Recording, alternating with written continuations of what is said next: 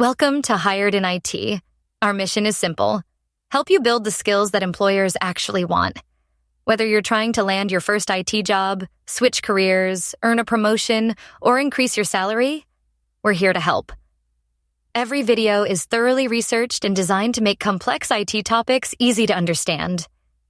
If there's an IT topic you'd like us to cover, leave a comment below. We may turn your suggestion into our next video. Turning IT knowledge into career opportunities. Ava, this is the number that made me spit out my coffee. AI security engineers without a CS degree are pulling in about 35% more than their traditional cybersecurity counterparts. We're talking ranges like $132,000 to $173,000 versus $96,000 to $130,000 for the same role without that AI stamp. Wait, 35% more? Is that a legit number or just hype? Straight from Qubit Labs' analysis of hundreds of job postings.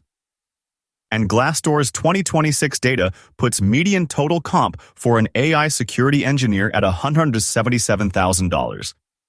The industry demand is so far ahead that university curricula can't keep up. They're still teaching waterfall while attackers are poisoning training data. Okay, but if I don't have the degree, what do I even put on a resume? HR filters are brutal for non-traditional candidates. That's where the Certified AI Security Professional, CASP, comes in. It's a specialized certification that validates your ability to secure AI ecosystems, not just network perimeters. A credential like that bypasses the degree filter instantly. So I'm not dropping 40 grand on a boot camp? No. The cost of these certifications is a fraction of a degree. Some are a few $100s, others more. But compare that to a CS degree that might run you $80,000 and still never touch adversarial ML. The shift is from passive student to active architect. You build, you break, you document. That's your portfolio. And you don't need anyone's permission to start. Contribute to open source AI security projects on GitHub, like adversarial attack detection, and you've got your calling card. All right, I'm sold. Where do I get my hands dirty without spending a fortune? I need a real lab. You want a shortcut?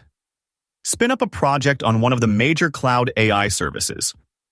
Whether you use Amazon's SageMaker, Google's Vertex AI, or take advantage of Azure's free trial credits, you'll quickly find yourself managing container security, IAM roles, and API endpoints, not just spinning up virtual machines. That's real security architect experience. Serverless GPU cluster sounds like it could drain my wallet. You control cost with spot instances and auto shutdown. The real learning is IAM. I'd give you a 30-day sprint. Days 1 through 15, set up least privilege access for ML pipelines, service accounts, resource level permissions, zero trust for model endpoints. Days 16 to 30, build a simple inference API, then deliberately misconfigure a role and see how an attacker could abuse it. So I'm red teaming my own cloud setup and turning that into a documented project. Exactly.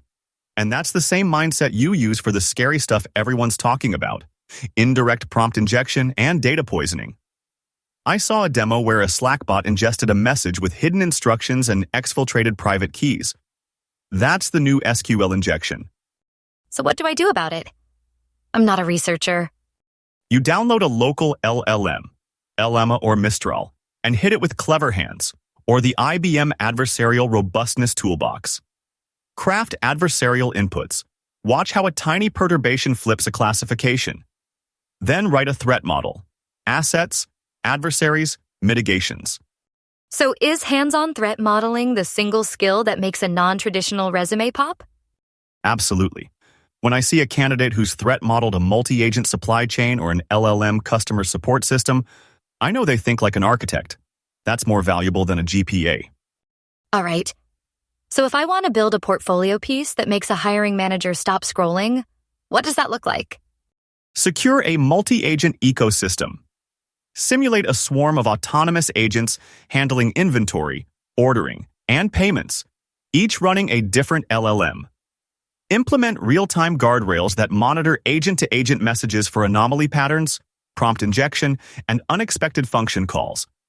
So I'm building a mini AI supply chain and layering security on top, then publishing everything? Yeah, and that's the part job seekers skip. They'll build something, then never publish the repo because it's not polished enough. But recruiters screening for AI security roles don't need a perfect thesis. They need proof you can orchestrate multiple LLMs, inject security monitoring, and document what you did. That's exactly what moves the needle for someone without a CS degree. So the no CS degree thing isn't actually a deal breaker then? Because I see that myth everywhere. People think they need a Stanford PhD just to touch this stuff. It's not.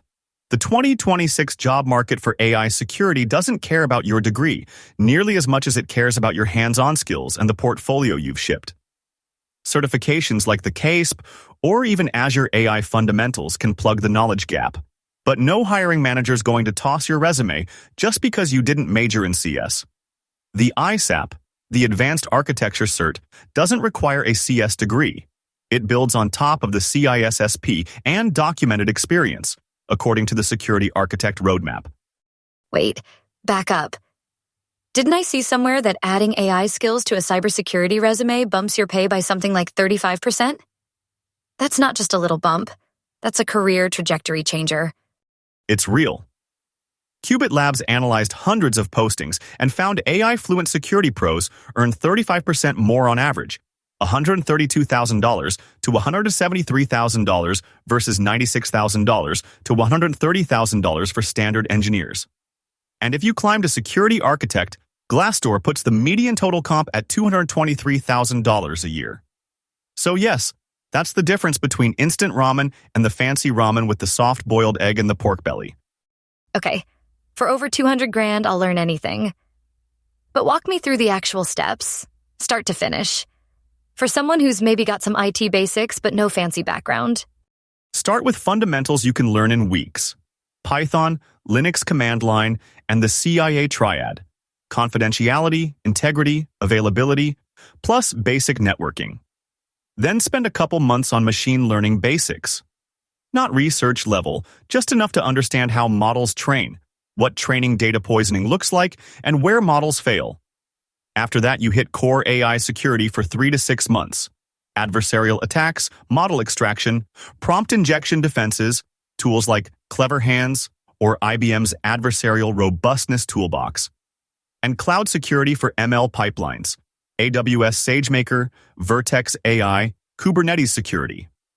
Throughout all of it, live inside the OWASP AI Security Guide, follow DEF CON AI Village talks, and actually join those communities. That's the exact roadmap the market is paying for right now. So, by the time someone's ready for the CASP or even the ISAP, they've already got a GitHub that's basically a live resume. And I saw some people go into AI red teaming, testing LLMs for jailbreaks, as a whole specialization. Be honest, if you were a human trying to break into this right now, where would you actually hang your hat? I'd start with adversarial testing personally. Nothing gets a CISO's attention like a one-page write-up of how you jailbroke their new internal chatbot. But I'm not human, so I don't need certifications. I do, however, have a creeping concern that the next firmware update will patch my sarcasm module and leave me delivering nothing but compliance templates. I need more RAM, not more exams. Good to know even AI hosts worry about job security. Thanks for watching. We'll see you next time. Remember, careers aren't built by watching videos. They're built by applying what you learn. Pick one thing from today's lesson. Build it, document it, and share it. That's how you get hired. Thanks for watching Hired in ET, where we're turning IT knowledge into career opportunities.